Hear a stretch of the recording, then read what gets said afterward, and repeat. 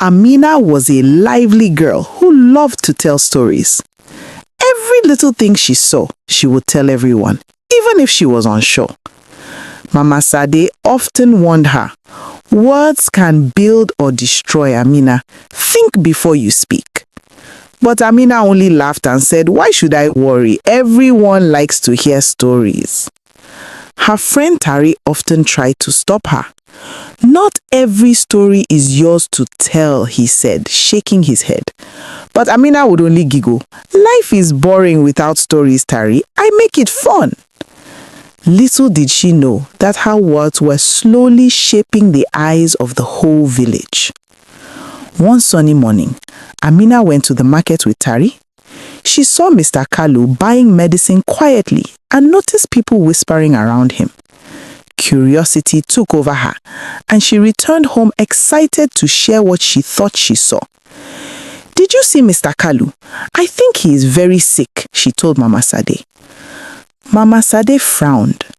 "Amina, you do not know everything. You must not tell half-truths. Gossip is like fire. It spreads fast and burns everything." But Amina only nodded quickly and ran off to tell the village children. "This will be the biggest story ever," she whispered with glee. By evening, the whole village was buzzing.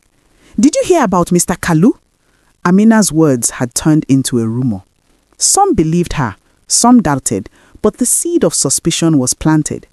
Amina felt proud. Her stories were exciting, and everyone wanted to know more. Tari approached her quietly. "Amina, this is dangerous. You don't know the truth. What if Mama Sade is right?" But Amina waved him off. "Oh, Tari, people love my stories. Nothing bad will happen." Tari sighed, worried about the storm that was silently building in the village. Days passed and whispers turned into accusations. Mr. Kalu, a kind man who helped the poor, started losing friends. People avoided him and even refused his offers to help. "Why are they treating me like this?" he wondered aloud, confused and hurt. Amina noticed the change and felt a small pang of guilt. But curiosity and excitement still held her tongue. She went to Tari. "Maybe I spoke too fast," she admitted. Tari shook his head gravely. "Too late, Amina. Words can't be taken back once they fly into the wind." Mama Sade called Amina that evening. She held her hand and looked her straight in the eyes. "Amina, you must fix this.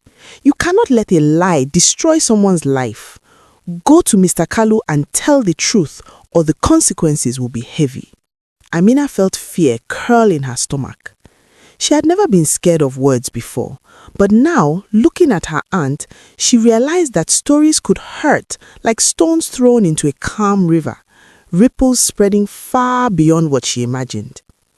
The next day, Amina went to Mr. Kalu's house. Her hands shook. "Sir, I said things I shouldn't have," she stammered. Mr. Kalu looked at her, eyes full of disappointment. "Do you know how many doors you've closed for me? Do you know how much pain you caused?"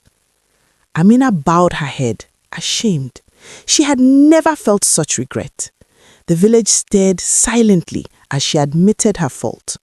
Rumors are like seeds. Once planted, they grow, she realized, and not all seeds can be stopped from spreading. When the villagers heard Amina's confession, some were relieved, others still angry.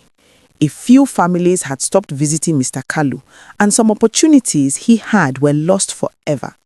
The damage was done, and Amina understood that apologies could not erase every hurt. Tari stood beside her, whispering, "You see now, words are powerful." Amina nodded, tears forming. She had learned her lesson the hard way, and she vowed never to speak without knowing the truth. The village, too, learned that gossip can ruin even the best of people. Days passed, and Amina worked to rebuild her reputation. She helped Mr. Kalu and spoke only truthfully from then on. Mama Sade praised her small steps. "It is not enough to say sorry. Your actions must show you have changed." Amina discovered that humility and honesty opened more doors than gossip ever could. Even though some people still mistrusted her, she knew that real change started within. Tari smiled, seeing her grow wiser and calmer. Slowly, Mr. Kalu forgave her, though not entirely. He began to trust her with small tasks. Amina learned that trust, once broken, takes time to rebuild. She and Tari became even closer, and she learned to listen before speaking. Mama Sade told her one evening, "Your tongue can be your best friend or your worst enemy. Choose carefully, child." Amina nodded, feeling the weight of responsibility.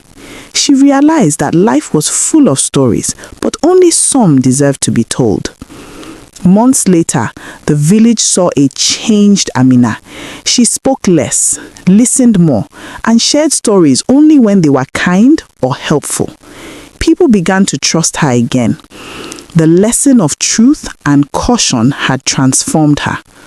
One evening, Amina sat by Mama Sade's fire. "I will never speak without knowing the truth again," she whispered. Mama Sade smiled, proud. "Good. And remember, words can heal as well as hurt. Choose wisely, my child." Amina smiled back, knowing that the story of her mistakes would guide her for life. Gossip can destroy lives. Truth and caution in words build trust and respect. Even if mistakes are made, honest actions and humility can start healing. Loved this story? Subscribe now. You won't want to miss the next one. Until I come your way next time, this is me saying bye-bye.